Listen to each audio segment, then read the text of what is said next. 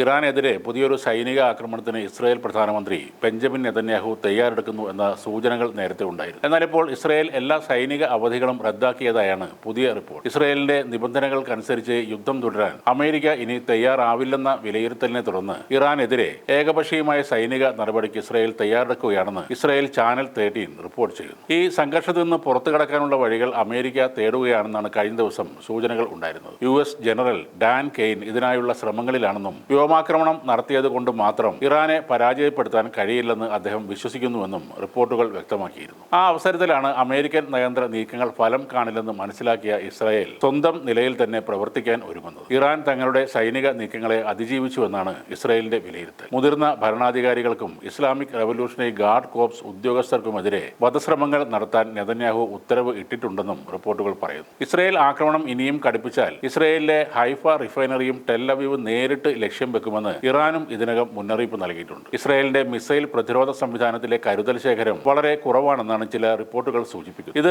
പുതിയൊരു ആക്രമണം ഉണ്ടാക്കുന്ന തിരിച്ചടികളെ നേരിടാൻ രാജ്യത്തെ ദുർബലമാക്കും. മുൻകാല മിസൈൽ ആക്രമണങ്ങളിൽ ഇസ്രായേലിന്റെ വ്യോമ പ്രതിരോധ സംവിധാനങ്ങളെ ഇറാൻ മറികടന്നത് ലോകം കണ്ടതുമാണ്. ഇപ്പോൾ ഇറാനെ ആക്രമിക്കാനുള്ള തീരുമാനത്തിന് പിന്നിൽ നെതന്യാഹുവിന്റെ രാഷ്ട്രീയ ലക്ഷ്യങ്ങളും ഉണ്ടെന്ന് വിലയിരുത്തപ്പെടുന്നു. വരാനിരിക്കുന്ന ഒക്ടോബറിലെ തെരഞ്ഞെടുപ്പിൽ തന്റെ രാഷ്ട്രീയ നില ഭദ്രമാക്കാൻ നെതന്യാഹുവിന് ഒരു വിജയം അത്യാവശ്യമാണ്. ഇറാനെതിരെയുള്ള ആക്രമണം അദ്ദേഹത്തിന്റെ അവസാന അടവായിട്ടാണ് വിശേഷിപ്പിക്കപ്പെടുന്നത്. എന്നാലും അമേരിക്കയുടെ ആക്രമണങ്ങളെ അതിജീവിച്ച് കൂടുതൽ ശക്തമായി തിരിച്ചു വരാൻ കഴിയുമെന്ന് ഇറാൻ തെളിയിച്ചിട്ടുള്ളതാണ്. അമേരിക്കയുടെ പിന്തുണ ഇല്ലാതെ ഇറാനെ പരാജയപ്പെടുത്താൻ ഇസ്രായേലിന് കഴിയുമോ എന്നതാണ് ഇപ്പോൾ ഉയരുന്ന ചോദ്യം. ഇസ്രായേൽ ഡിഫൻസ് ഫോഴ്സ് എല്ലാ സൈനിക അവധികളും ഔദ്യോഗികമായി റദ്ദാക്കിയതായി റിപ്പോർട്ടുകൾ പറയുന്നു. ഫെബ്രുവരി 26-ന് ഇസ്രായേൽ സമാനമായ ഒരു നടപടി സ്വീകരിച്ചിരുന്നു. ഇറാന്റെ പരമോന്നത നേതാവിന്റെ കേന്ദ്രങ്ങളെ ലക്ഷ്യമിട്ട് ആക്രമണം നടത്തുന്നതിന് 48 മണിക്കൂർ മുമ്പായിരുന്നു ആ നീക്കം. അതിനാൽ പുതിയ തീരുമാനം മറ്റൊരു വലിയ സൈനിക നീക്കത്തിനുള്ള തയ്യാറെടുപ്പാണെന്ന അഭ്യൂഹങ്ങളാണ് ഇപ്പോൾ ഉയരുന്നത്. മുൻകാല ആക്രമണങ്ങൾക്ക് മുമ്പ് സൈനിക അവധികൾ റദ്ദാക്കുന്ന രീതി വലിയ തോതിലുള്ള സൈനിക പ്രവർത്തനങ്ങളോ കനത്ത സംഘർഷമോ നടക്കാൻ പോകുന്നു എന്നതിന്റെ വ്യക്തമായ സൂചന തന്നെയാണ് നൽകുന്നത്. അതിനിടെ സൗദി അറേബ്യയിലെ ഏറ്റവും വലിയ വാതക ശുദ്ധീകരണ കേന്ദ്രത്തിൽ തീപിടുത്തമുണ്ടായിരുന്നു. അൽ ജുബൈലിലെ